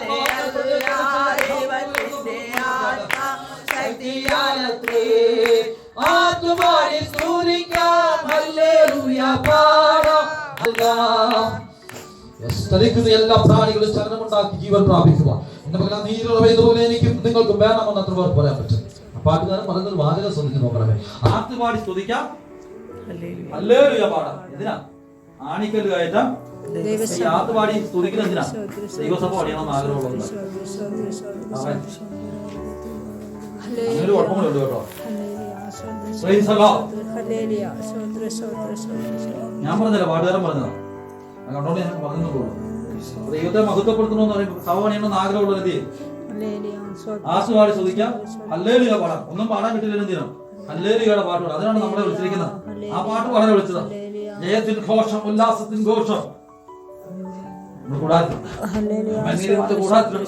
ആ ഘോഷസ്വരമായിരുന്നു കേൾക്കേണ്ടത്. അവൻ ആത്തുപാടി ദൈവത്തെ മഹത്വപ്പെടുന്ന ഒരു അനുഭവം ഉണ്ടാകണം. അവൻ ആണിക്കല്ല് കയറ്റണം. അവൻ ഇന്നലെ തകർന്നു പോയത്, ആണിക്കല്ല് പോയതാ, ഇളകിപ്പോയതാ. അതിനെന്ത് ചെയ്യണം? നീ കയറ്റണം. കയറ്റത്ത് എന്തിനാം? പണിയണം. പറയുന്നുള്ളൂ, ശലോമോന്റെ രാജാവ് പണിത് ആലയത്തെ കുറിച്ച് പറഞ്ഞു. അവൻ വലിയ കല്ലുകൊണ്ടാ അത് പണിത. പറയുന്നു, പണ്ട് ഞങ്ങളുടെ ഒരു മഹാരാജാവ് ഇത് പണിത. അവൻ ആ കല്ല് വെച്ച് പണിത് വെച്ച കല്ല് എല്ലാം നെബൂഖദ്നേസർ തകർത്ത് അവർക്ക് സാധിച്ചു വരുന്നു. ഇന്നലെ സാധിക്കാതെ പോയത് അവർക്ക്. അവൻ അവരിവിടുന്ന് ഓടിയ സമയത്ത് അവർക്കൊന്നും നടന്നില്ല. പക്ഷെ യഹോവയുടെ ദാസന്മാർ ഞങ്ങൾ എഴുന്നേറ്റ് പണിയാം. അവൻ അവർക്ക് സാധിച്ചു വരുന്നത് ശത്രു പറയുന്നേ. കാരണം ശത്രുക്കളെ പറഞ്ഞ് അവർക്ക് സാധിച്ചു വരും. യെശയ്യായുടെ പുസ്തകം, യെരമ്യാവിന്റെ പുസ്തകം, അതിന്റെ അത് പറഞ്ഞിരിക്കുന്ന വിഷയം ഞാൻ എടുത്തു പറഞ്ഞു പോകുന്നതാ. ഒരു കാര്യം ഓർക്കുക, അവൻ സാധിച്ചു വരുന്നു. ആരെ പറഞ്ഞതാ? അവൻ കേട്ടവരാ. ശത്രുക്കളെ പറഞ്ഞതോ? അവർ ആ ലെറ്റർ അയച്ചപ്പോൾ പറഞ്ഞ കാര്യമാ. അവർക്ക് സാധിച്ചു വരുന്നത്. കാരണം ഈ വലിയ കല്ലുകൊണ്ട് അവർ കേൾക്കുന്നു, വലിയ ഉത്തരങ്ങളൊക്കെ കേട്ടു. അവർക്ക് സാധിച്ചു വരുന്നത്. കാരണം ഇന്നലകളിൽ സാധിക്കുന്നുണ്ടെന്ന് പറഞ്ഞ ചില കാര്യങ്ങൾ സാധിക്കുവാൻ വേണ്ടി ദൈവം കൂടെയിരുന്നു. ഇന്നലെ നടക്കുന്നുണ്ടെന്ന് പറഞ്ഞതോ ചിലത് നടത്തുവാൻ ദൈവം കൂടെയിരുന്നു. ഇന്ന് വളരെ പറയുക, യെരമ്യാവ് പറഞ്ഞതുപോലെ ആകയാൽ സ്വർഗ്ഗത്തിലെ ദൈവം കാര്യം സാധിപ്പിക്കും. അവന്റെ ദാസന്മാരായ ഞങ്ങൾ എഴുന്നേറ്റ് പണിയും. സൈന്യത്തിന്റെ ആവശ്യമില്ല, ശക്തിയുടെ ആവശ്യമില്ല. ദൈവത്തിന്റെ ആത്മാവിനാൽ തന്നെ ചില പണികാര്യങ്ങൾ നടക്കും. എന്റെ ആത്മാവിനെ ഞാൻ അതിനെ അണിയുമെന്ന് തിരുവചനം പറയുന്നു. വായിച്ചിരമയാപ്രവചനത്തെ തിരിച്ചു വരാം. എന്റെ നന്മയിലേക്ക് വരും. അവർ ക്ഷീണിച്ചു പോവുകയില്ല. 13-ാമത്തെ വാക്യം. അന്ന് കന്യകയും യൗവനക്കാരും വൃദ്ധന്മാരും ഒരുപോലെ. എല്ലാ പാട്ടുകളും ഇതിനകത്തുണ്ട്. ദൈവം സ്ഥിതി മാറ്റുമ്പോ യാക്കോബ് സന്തോഷിക്കും, ഇസ്രായേൽ ആനന്ദിക്കുകയും ചെയ്യും. സ്ഥിതി മാറണമെന്ന് എന്ത് ചെയ്യണം? മാറാൻ ഏൽപ്പിച്ചു കൊടുക്കണം, അല്ലേ? ആ വാക്യങ്ങളൊന്ന് ഓടിച്ച് വായിച്ചാൽ നിർത്താം. ഞാൻ അർത്ഥം പറയുന്നില്ല. ഞാൻ അവരുടെ ദുഃഖം മാറ്റും, അവർ സങ്കടത്തെ മാറ്റും, അവരെ സന്തോഷിപ്പിക്കും. അവർ വൃദ്ധന്മാരും കന്യകമാരും യൗവനക്കാരുമെല്ലാം സന്തോഷിച്ച് നൃത്തം ചെയ്യും.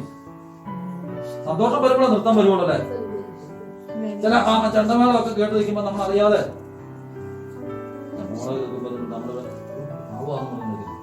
മനസ്സിനകത്ത് ആളമുണ്ടെങ്കിൽ അറിയാതെ നമ്മൾ മാറിപ്പോകും. പ്രത്യേകിച്ച് നമ്മുടെ ശ്രദ്ധ പോകും. നല്ല ചെണ്ടമേളമൊക്കെ ഉണ്ട്, നല്ല ചെണ്ടമേളങ്ങളൊക്കെ ഉണ്ട് അല്ലെ? ചെണ്ടമേളത്തെ അതൊരു ഇൻസ്ട്രുമെന്റ്സ് മാത്രമേ ഉള്ളൂ. നല്ല ബാൻഡ് സെറ്റൊക്കെ പോകുന്നതാണ് നമ്മൾ ശ്രദ്ധിക്കാറില്ലേ? ഇൻസ്ട്രുമെന്റ്സ് വായിക്കുമ്പോൾ ശ്രദ്ധിക്കാറില്ലേ? ശ്രദ്ധിക്കാറുണ്ട്. അത് നമ്മുടെ തെറ്റല്ല. കാരണം എന്തുവാ? മനുഷ്യന്റെ ജീവിതത്തിൽ അണിഞ്ഞു ചേർന്നിരിക്കുന്ന ഒരു ഭാഗം എന്താ? താളബോധമുള്ളവൻ എന്ത് ചെയ്യും? അറിയാതെ ശ്രദ്ധിക്കും അല്ലെ? അറിയാതെ ശ്രദ്ധിക്കും എന്നതുകൊണ്ട് അത് ഉള്ളിൽ കയറ്റിക്കൊണ്ട് വരുന്നല്ല വിഷയം അല്ലെ? പിന്നെ പറഞ്ഞ എന്തുവാ? സന്തോഷം നമ്മുടെ ഉള്ളിൽ ഒരു സന്തോഷം പകരുന്നൊരു കാര്യമാണ്.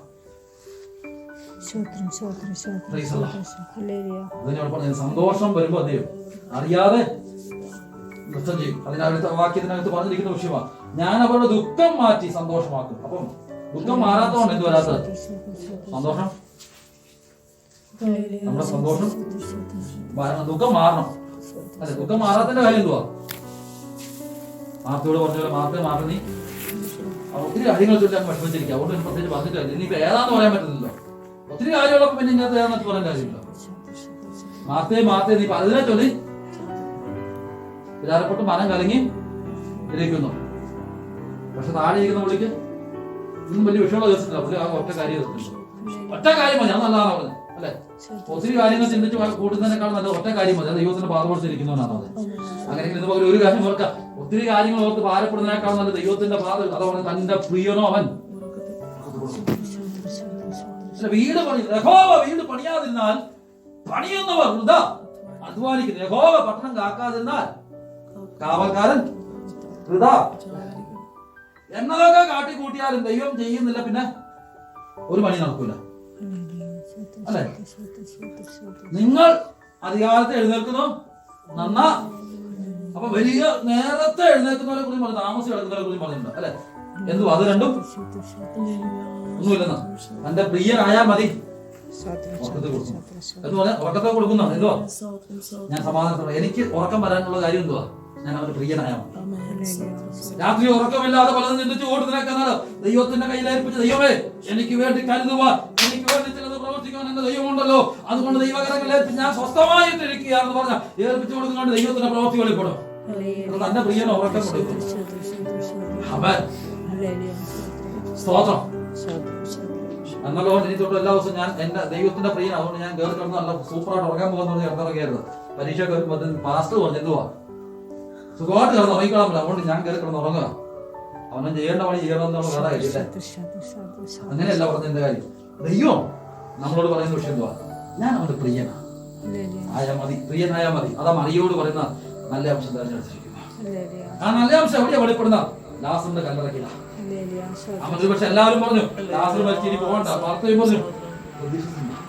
മറിയോടെ കരച്ചിൽ ആ വീഴ്ച കണ്ടപ്പോൾ തമ്പുരാൻ പറഞ്ഞു, അതെ നിങ്ങൾക്ക് തരാനുണ്ട്. Praise the Lord. Praise the Lord. യോഹന്നാന്റെ സുവിശേഷം 4-ാം അധ്യായത്തിൽ നമ്മുടെ സ്ത്രീയെ കാണുന്നത് ശമരിയക്കാരത്തിലാണ് പേര്. എല്ലാരും പറഞ്ഞോളൂ കൊള്ളത്തില്ലാത്ത സ്ത്രീയാ. ഇതൊരു നല്ല കാര്യമാണ്. ഇടയ്ക്കിടയ്ക്ക് ഓഫാക്കുക, ഓണാക്കുക. അത് നന്മയ്ക്ക് വേണ്ടിയാണ് ചിന്തിക്കുക. അകത്ത് പറഞ്ഞാൽ മതി. ശമരിയക്കാരത്തി സ്ത്രീയാ. യേശുവിന്റെ അടുക്കൽ വന്ന് വെള്ളം കോരാൻ വന്നോ. പക്ഷെ വെള്ളം കോരാൻ വന്നപ്പോ ഇത്രയും വലിയ പണി കിട്ടുമെന്ന് നമ്മളാണ് പ്രതീക്ഷിക്കുക അല്ലെ? നമ്മളാണ് പ്രതീക്ഷിക്കുക. എനിക്ക് ഭയങ്കര തിരക്കാം, അതുകൊണ്ട് അല്ലേ?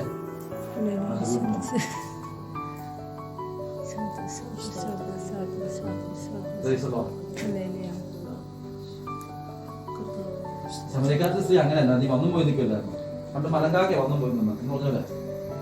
ശമരിയക്കാരത്തെ സ്ത്രീ കർത്താവിന്റെ അടുക്കൽ നിന്ന് കുറച്ചു നേരം പുള്ളി വെള്ളം കോരലൊക്കെ മറന്നു. പിന്നെ പുള്ളി ചിന്തിച്ചത് എന്തിനാ എന്നെ വിളിച്ചിരുത്തിയത് എന്നുള്ള ചിന്താതി പുള്ളി കുറച്ചു നേരം കേട്ട് കഴിഞ്ഞാൽ പറഞ്ഞു, അതെ ഈ വെള്ളം എനിക്ക് വേണം. ഏത് വെള്ളം? നമ്മൾ ആദ്യം പറഞ്ഞ ജീവജലത്തിന്റെ ആ വെള്ളം. നിനക്ക് ദാഹിക്കത്തുള്ളതൊക്കെ പറഞ്ഞു. അത് കേട്ടപ്പോൾ ഭയങ്കര സന്തോഷം. കാരണം ഇത്രയും കിലോമീറ്റർ നടന്ന് വന്ന് വെള്ളം കോരാൻ ഇത്ര കഷ്ടപ്പെടേണ്ട കാര്യമില്ല. ഇപ്പൊ എല്ലാവരും അങ്ങനെയാണ്. പൗരുഷൻ ടി വി ചാനലുള്ളതുകൊണ്ട് ആരാധനയ്ക്ക് പോയില്ല കുഴപ്പമില്ല, അവിടെ നിന്ന് കാണാൻ. ആരാധനയ്ക്ക് വന്നില്ലേലും കുഴപ്പമില്ല. കാരണം എന്തുവാ? അവിടെയും എന്താ ശബരിക്കാരൻ പറഞ്ഞ കാര്യം എന്തുവാ? ഈ വെള്ളം എനിക്ക് നൽകിയ അല്ലെ, ഞാൻ ഇവിടെ വരെ വരാതിരിക്കേണ്ടതിനാ അല്ലെ. പുള്ളിക്കാരൻ ആഗ്രഹം എന്തുവാ? വീട്ടിൽ ഇരുന്നാലും തൽക്കാലം എന്തുവാ ഇതുകൊണ്ട് അഡ്ജസ്റ്റ് ചെയ്യാൻ. ഒരു കാര്യം ഓർക്ക, കിണറുള്ളിടത്ത് വന്നാലേ വെള്ളം കിട്ടുകയുള്ളൂ. എല്ലായിടത്തും കിണറാന്ന് പറഞ്ഞിരുന്ന പൊട്ടക്കുഴികൾ കാണുള്ളൂ അല്ലെ. അങ്ങനെ പറഞ്ഞു, ജീവജലത്തിന്റെ ഉറവയാകുന്ന എന്നെ അപേക്ഷിച്ച് പൊട്ടക്കുഴികളെ കുറിക്കുന്ന ആലയത്തിന്റെ അകത്ത് വന്ന് നന്മ കിട്ടുമെന്ന് പറയുമ്പോ ആലയത്തിനകത്ത് നിൽക്കണം. പ്രാർത്ഥിക്കാൻ പറയുമ്പോ നമുക്ക് സ്വന്തമായിട്ട് തോന്നണം, ഞാനും ദൈവമായിട്ടുള്ള കൂട്ടായ്മയായിരിക്കും വരുന്നത്. അവിടെ പൗർവിഷൻ അല്ല വരുന്നത്. പൗർഷത്തിൽ പുള്ളി പാട്ട് പറഞ്ഞ് നമ്മൾ കൈയടിച്ച് പാടും, നല്ല കാര്യം. പക്ഷേ ഒരു കാര്യം ഓർക്കാം, അവിടെ ദൈവത്തിന്റെ സാന്നിധ്യം ഉണ്ടോ നോക്കണം. നമ്മൾ അവിടെയാ ശ്രദ്ധിക്കണം. എന്തുവന്നറിയോ, ഇന്ന് രാവിലെ ആരാധനയ്ക്ക് വന്നപ്പോഴത്തേനും ഞായറാഴ്ച രാവിലെ എല്ലാവരും ആരാധനയ്ക്ക് പാസ് കൊടുക്കുന്നത് അവർ വായക്കെട്ടെ അവിടെ എന്നാൽ കയ്യിൽ കൊടുത്തോണ്ടോ, തലേ ദിവസം കൊടുത്ത കയ്യിൽ കൊടുത്തോണ്ടോ എത്ര പേര് വിളിക്കൊണ്ടോ? എന്തുവാ കാര്യം?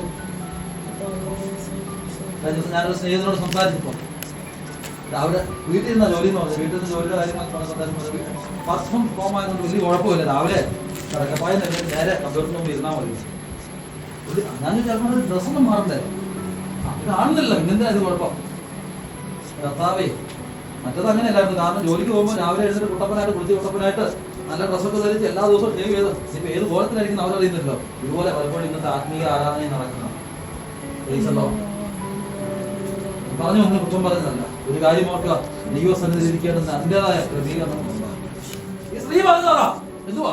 അതെ, എനിക്ക് ഇങ്ങോട്ട് വരാറ്റൊരു ബുദ്ധിമുട്ടാണ്. കാരണം ഇത്രയും നാളത്തെ പുള്ളിക്കാരുടെ പ്രാർത്ഥന എന്തുവാ? കർത്താവ്, എനിക്ക് ഇവിടം വരെ വന്ന് വെള്ളം കോരാതിരിക്കുമെന്നൊക്കെ ഒരു വഴി തുറന്നു തരാം. ചൂടുപാട്ടോടെ വന്നു. എന്തുവാ ഞാൻ പറഞ്ഞ കാര്യം ശരിയല്ല. പുള്ളിക്കാരി പറയുന്നത് അങ്ങനെ, ഇവിടെ വരെ വന്ന് പുള്ളിക്കാരി ഇത്രയും നാളെ പ്രാർത്ഥന എന്തുവാ? വെള്ളം വരെ വന്ന് വെള്ളം കോരരുത്. എനിക്ക് എന്റെ വീടിന്റെ സ്ഥലത്ത് എവിടെയെങ്കിലും അടുത്തെങ്കിലും ഒരു കിണറുണ്ടായിരുന്നെങ്കിൽ. അടുത്തൊന്നല്ല പറഞ്ഞ, നീ ഇതുവരെയും ഒന്ന് വെള്ളം കോരാതെ വേണം, നിനക്ക് എപ്പോഴും കിട്ടുവാൻ ഞാൻ ജീവജലത്തിന് നദി തരാമെന്ന് പറഞ്ഞിട്ട് ഒരാൾ നിൽക്കുന്ന പുള്ളി വിശ്വസിച്ചുള്ള തെറ്റുകൊണ്ടോ?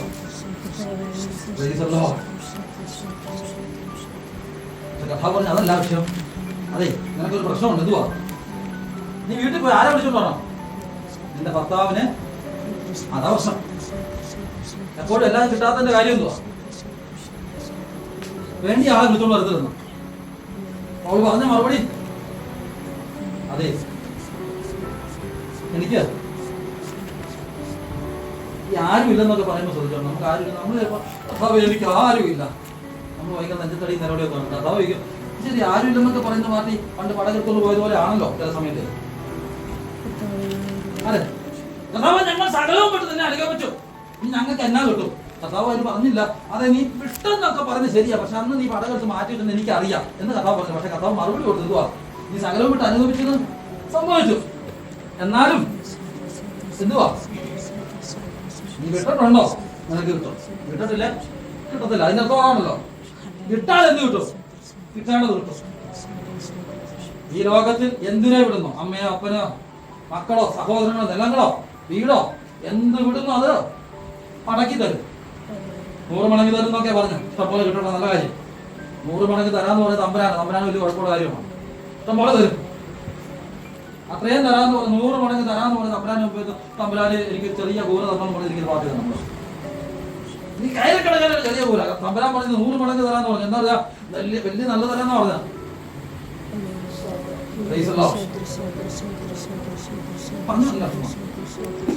എന്നാ കാര്യം വന്ന പുള്ളി പറഞ്ഞു, അതെ ഞാൻ പോവാ മീൻ പിടിക്കാൻ. പടകെടുത്തോണ്ട് പോയി. വിട്ടേച്ച് പോരണോ? വിടാനാ ബുദ്ധിമുട്ട്. കാരണം എന്തുവാ, ഈ വിടാൻ ഉദ്ദേശിക്കുന്ന സാധനം എപ്പോഴും കൂടെ പിടിക്കുന്ന അല്ലെ. കഴിഞ്ഞ ആഴ്ച ഞാനത് പറഞ്ഞു.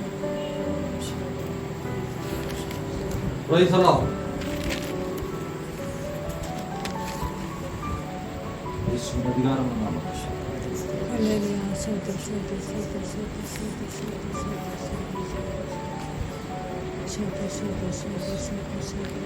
അവൻ മുമ്പും പിമ്പും അങ്ങനെ അടച്ചു. അവന്റെ കൈ എന്റെ മേൽ വെച്ചിരിക്കുന്നു. വഴി അടയുമ്പോൾ വഴി തുറക്കുന്ന ദൈവത്തിന് നമുക്ക്, പക്ഷെ തുറക്കാത്തതിന്റെ കാര്യം എന്തോ കർത്താവിന്റെ കയ്യ വെച്ചിരിക്കുന്നു. അപ്പൊ കർത്താവ് കൈ എടുക്കാതെ കാര്യം നോക്കും. കൈ അടച്ചേച്ച് വഴി അടയ്ക്കുന്നതിന്റെ കാര്യം എന്തുവാ? പല വഴി കൂടെ നമ്മൾ നടക്കാനുണ്ട് കൃത്യമായിട്ട്. സമരക്കാരി എന്റെ ഭർത്താവ് വിളിച്ചോണ്ട് നമ്മളിപ്പോ എപ്പോഴുള്ളവൻ അപ്പൊ കഥാവ് പറഞ്ഞ മറുപടി ഏറ്റവും രസം എന്തുവാ? 5 ഉണ്ടായിരുന്നു, ഒരെണ്ണം ഉണ്ട്. പക്ഷേ എന്ന് പറഞ്ഞാൽ ഇവിടെ അംഗീകരിച്ച്, ഇവിടെ 5 അംഗീകരിച്ചിട്ട് 6 ഇവിടെ അംഗീകരിക്കുന്നില്ല ഈ പ്രശ്നം. അങ്ങനെയല്ലേ കഥാവ് പറഞ്ഞു? എന്തുവാ? ഇപ്പോഴുള്ളവരോ ഇപ്പോഴുള്ളവരുണ്ടല്ലോ, അത് ആരാന്ന് പറഞ്ഞ പുള്ളി നിർത്തിയേക്കുന്നതാണ്. 10 വാദം പറഞ്ഞ. എന്നാലും കർത്താവിനോട് പറയുമ്പോൾ എന്തുവാ? കർത്താവ് എനിക്ക് ഭർത്താവില്ല, അങ്ങനല്ലേ പറഞ്ഞു. കർത്താവ് പറഞ്ഞ 5 ഉണ്ട്, നീ 5 അംഗീകരിച്ചില്ല, 6 നീ അംഗീകരിക്കില്ല. അപ്പൊ എന്ത് പറഞ്ഞു? ഭർത്താവിനെ വിളിച്ചോണ്ട് വരാൻ പറഞ്ഞ കാര്യം, നീ ആദ്യം ഭർത്താവിനെ അംഗീകരിക്കണം, എന്നിട്ട് വേണം എന്റെ എനിക്ക് ജീവിതത്തിൽ നിന്ന് ചോദിക്കാൻ.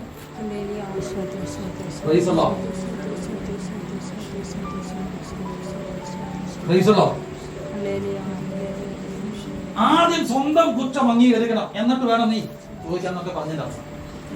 അത് പറഞ്ഞു ഈ സമരക്കാരത്തി പാവം സ്ത്രീ കർത്താവിന് പോയി പെട്ടുപോയതെന്ന് ഓർത്ത് നിൽക്കുമ്പോഴാണ് കർത്താവിന് പറഞ്ഞു, കർത്താവ് പിന്നെ രക്ഷപ്പെടാനുള്ള ഒറ്റ വഴി, കാര്യം ശരിയാ കർത്താവ്, അതൊക്കെ ശരിയാണ്, പക്ഷെ ഞങ്ങൾ എന്ത് ചെയ്യുന്നുണ്ട്?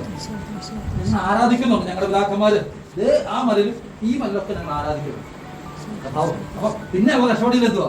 എന്തൊക്കെയാണ് എന്ത് കുറവുണ്ടാലും ശരി, ഞങ്ങൾ എന്തുവാ? കൈയടിക്കുന്നുണ്ട്, പാട്ട് പാടുന്നുണ്ട്, ആരാധിക്കുന്നു, ഒക്കെ ശരിയാന്നേ, ശരിയാ. പക്ഷെ ആ ആരാധന ഒന്നല്ല എനിക്ക് വേണ്ട വിഷയം. ദൈവത്തെ ആരാധിക്കുന്നവർ അങ്ങനെ ആരാധിക്കണം. ആത്മാവിലും ദൈവം ആത്മാവാകുന്നു, അവനെ ആരാധിക്കുന്നു. ആ വാക്യം കൊണ്ട് വായിക്കാമോ? യോഹന്നാന്റെ സുവിശേഷം 4-ാം അധ്യായം 23-24 വാക്യം. സത്യനമസ്കാരികൾ പിതാവിനെ ആത്മാവിലും സത്യത്തിലും നമസ്കരിക്കുന്നു. സത്യനമസ്കാരികൾ പിതാവിനെ ഞങ്ങൾ നമസ്കരിക്കുന്നു. അപ്പൊ ആത്മാവിലും സത്യത്തിൽ നമസ്കരിക്കുന്നുണ്ട്. അതിന്റെ അർത്ഥം എന്താ? അവരാരാ? സത്യനമസ്കാരികളാണ്, ശരിക്കും നമസ്കരിക്കുന്നവരാണ്, സത്യമായിട്ട് ദൈവത്തെ അംഗീകരിക്കുന്നവരാണ്.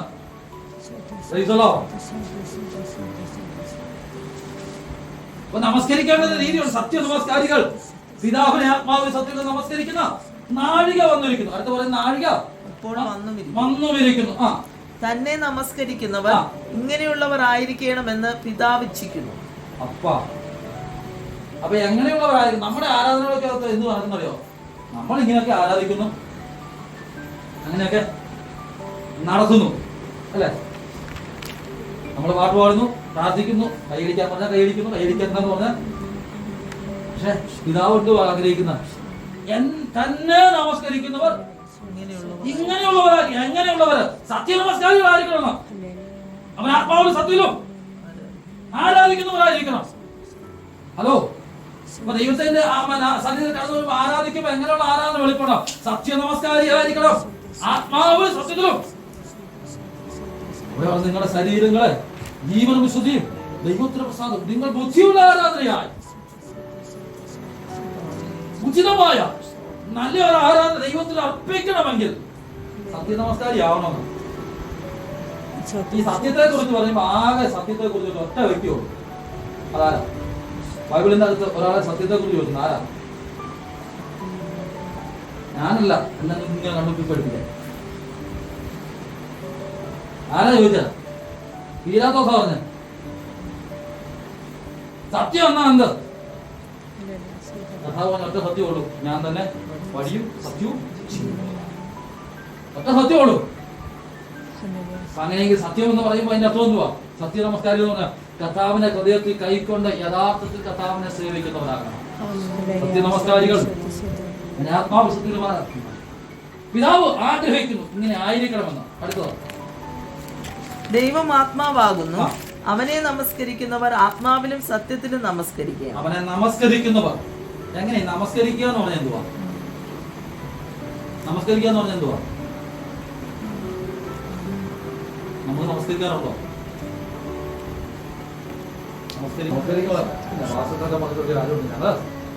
ഞങ്ങൾ എങ്ങനെയാ ഈ പിടി വിടത്തില്ല. അതുപോലെ ബലം പിടിച്ചിരുന്നു കുഴപ്പമില്ല, പക്ഷെ ബലമുള്ളവന്റെ ഒപ്പം പിടിച്ചിരിക്കുന്നു. പിതാവിനെ നമസ്കരിക്കുന്നവർ ഇങ്ങനെയുള്ളവരായിരിക്കണമെന്ന് ദൈവം ആഗ്രഹിക്കുന്നു. ദൈവം ആത്മാവാക്കുന്നു, അവനെ നമസ്കരിക്കുന്നവർ ആത്മാവിലും.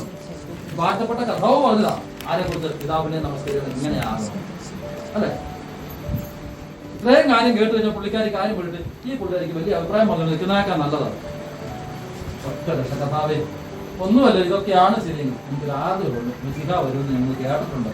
അന്ന് കണ്ടാൽ ഞങ്ങൾക്ക് ഈ പ്രശ്നമൊക്കെ തീരുമെന്ന് ആവശ്യം. പുള്ളിക്കാരി പറഞ്ഞത് അങ്ങനെയാ, മെസ്സിഹ വന്ന് സകലവും ക്രമത്തിലാകുമെന്നൊക്കെ ഞങ്ങൾക്ക് അറിയാം. പുള്ളിക്കാരെ പ്രതീക്ഷ എന്തുവാ? എന്റെ ജീവിതം ക്രമീകരിക്കപ്പെടണമെങ്കിൽ വാഴ്ത്തപ്പെട്ടവൻ വന്നാൽ മതി, ആ രാജാവ് വന്നാൽ മതി, എന്റെ പ്രശ്നം മുഴുവൻ തീരും. എന്റെ മകൻ അങ്ങനെയെങ്കിലും വിശ്വസിക്കാൻ പറ്റുമോ? എന്റെ ജീവിതത്തിനകത്ത് യേശുവിന് സ്ഥാനം കൊടുത്ത് നിശ്ചയമായും എന്റെ പ്രശ്നങ്ങൾ മാറുമ്പോൾ തിരിച്ചറിയാൻ പറ്റുമോ? ദൈവത്തിനെ കുറിച്ച് കേൾക്കുന്നത് അവിടെ ഞാനാ മെസ്സിഹ. സമയക്കാരത്ത് ഇങ്ങോട്ട് വന്നപ്പോ ഒരു കലം കൊണ്ട് വന്ന വ്യക്തിയാണ്, പക്ഷെ തിരിച്ചു പോയത് കർത്താവിനെ കൊണ്ടാണ്. ഇന്ന് ഒരു കലം കൊണ്ടൊക്കെ ആയിരിക്കും വന്നിരിക്കുന്നത്. എല്ലാം അങ്ങനെ ചോദിച്ചു. എന്നാലും എന്റെ കൂട്ടത്തിൽ എന്റെ സഹോദരൻ വന്നായിരുന്നെങ്കിൽ ഒരു കാലം വെള്ളം ഒന്ന് സഹായിച്ചാനെ എന്നൊക്കെ പറഞ്ഞേക്കും. അല്ലെങ്കിൽ എന്റെ വീട്ടിലുള്ള ഇത്രയും പേരുണ്ടായിട്ട് ഒരെണ്ണം പോലും ഞാൻ വെള്ളം കോരാൻ പോകുന്നുണ്ട്. ഇവിടെ വന്നിരുന്ന നമുക്ക് ഓർത്തായിരിക്കും വരുന്നത്. ഒരു കാര്യം ഓർക്കുക, എല്ലാ ഭാരങ്ങളും കൊണ്ട് അവിടെ വന്ന് നിൽക്കുന്ന സമയത്ത് തിരിച്ചു പോയപ്പോൾ ഭാരമെല്ലാം വെച്ചത് പുള്ളി മറന്നുപോയി, കൊണ്ടുവന്ന ഭാരമല്ല ഇത് ആലയത്തിനകത്തെ നന്മ എന്ന് പറയുന്നത്. ഇന്ന് പകരം ഭാരവും പ്രയാസവും ദുരിതവും ദുഃഖവും ഒക്കെ ആയിട്ടായിരിക്കും ആലയത്തിനകത്ത് വന്നു കയറിയത്. പക്ഷെ ഇന്ന് പകരം ദൈവസാന്നിധ്യം തിരിച്ചറിയുമ്പോൾ, കർത്താവിനെ തിരിച്ചറിയുമ്പോൾ കൊണ്ടുവന്ന ഭാരം വിട്ടുകളയച്ച് അവന്റെ പിന്നാലെ നിന്ന് പോകും, മിശിഹായെ ചുമന്നുകൊണ്ട് പോകും. നിശ്ചയമായും മറുപടി വരുവാൻ സ്വർഗ്ഗം വിശ്വസനാണ്.